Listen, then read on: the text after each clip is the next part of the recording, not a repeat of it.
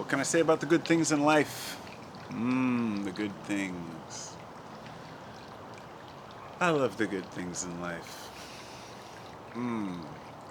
Just being alive, enjoying the moment and the sunshine. When the whole week's been cloudy and rainy, and just to embrace this minute right here. And I'm getting ready to plant my garden. I've got all my stuff ready, but it's not quite time yet. A little bit of patience. I'm really glad that I waited, but patience, they say patience is a virtue, but something that I really don't have. It's like I don't have the patience for the things I need, but I have more than enough patience for certain things that I'm interested in. I guess that's kind of the way we operate as people, but I don't know. People are interesting. Life's interesting.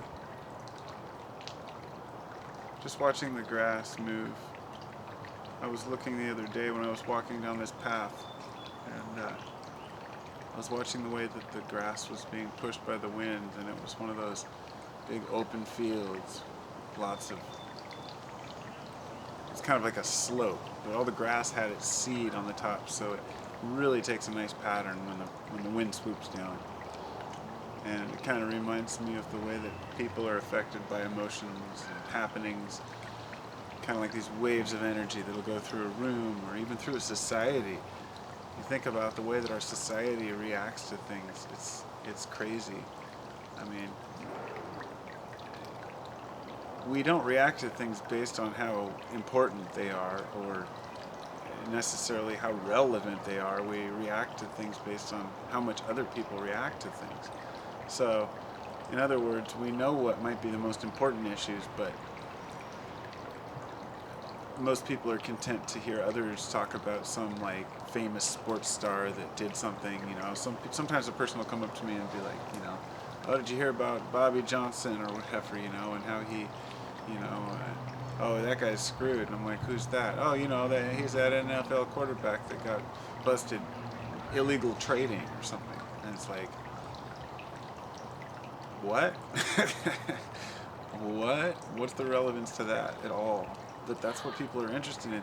People are like have the shock value with like what famous people do or what society or the media tells us is important. I don't blame the media. I'm not one of those guys. I'm way past the phase of saying that people have been fooled, that we've all been lied to, because it's true, we have been lied to. But now the doors are open, and we realize where we've been manipulated and where maybe that we've manipulated ourselves. And I think as much as we admit it's a 50-50 thing, people don't just prey on our emotions that we don't have. People prey on the emotions that we do have, on our greed, our desires. They market things to us according to how affordable it will be, how useful it will be to us, or even, unfortunately, how much better we will seem than the next person. Your hair will look nicer if you use this shampoo. Your life will be more enjoyable if you take these pills. People will know who you are if you wear these shoes. And that's the kind of the society we live in. And in the West, anyway. I wouldn't go as far as to say that that's the world we live in. That's just our society. But I guess there are a lot of different ways to look at it. And I don't try to blame the consumer as much as I don't try to blame the corporations. It's all an entangled web. It's all woven together in this fabric that we've created, this reality that we create daily. And by our very existence, and our own thought patterns, we're manifesting various changes in the world around us. And as much as we may want to think that that's pseudoscience and fairy tales, we're starting to get to the point where we can't really deny that we affect the universe anymore, and that we affect at least our world around us.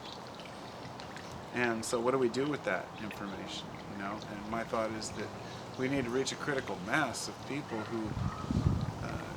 who want positive change, or, who want to understand themselves better. But as long as we're going along with this materialist society, we're going to continue to want things that we don't want, and we're going to continue to buy things that we don't need, and do things that we think will keep us up with the Joneses. And it's unfortunate that some people really find it's important to be able to do the same things that other people do. Like, if we all tried to assume that we could do, and have what the wealthiest have, it just wouldn't work. So we kind of have to take a back seat. We either have to take an approach where we jump in and take our share, or we have to say, oh well, I'll be humble and be happy. But it doesn't mean you have to settle or be content with what you have. It means that you make do and make the most of what you have. But I guess my point only being that, I don't know anybody who's starving, and I don't know anybody who goes naked, and even the homeless people on the corner, I'll tell you, where I live, they stand on the corner at the, freeway off-ramps all over right here. When I was on probation a couple of years ago, I had to do a lot of community service, and they require you to do it all at like one place, at the soup kitchen. Everybody does it at the soup kitchen. I spent a lot of time down there and got to know how the homeless operate, and a lot of them just are too damn stubborn to go to the soup kitchen and eat. It's not about going hungry. They're not really hungry. A lot of these people aren't really looking for gas. I'm not saying that there's not a lot of messed up vets who have issues who need some assistance, but what I'm saying is that even in the West, where we say that people are going hungry and people don't have clothes, there's plenty of people handing out blankets, coats, and food if a person's willing to actually go and seek these things out. And my only point to that is that how bad can it really be for someone living in the U.S.? There are some areas that are really poverty-stricken, and I'm not going to deny that. Don't get me wrong. But in general, the area I live in, there's plenty of food there at the soup kitchen that goes to waste because people will stand on the corner, even with a sign like, 5 blocks away from there, saying hungry. But society doesn't know, and so we have a lot less to complain about than we think we do here. And there are parts of the world where people are really hating it.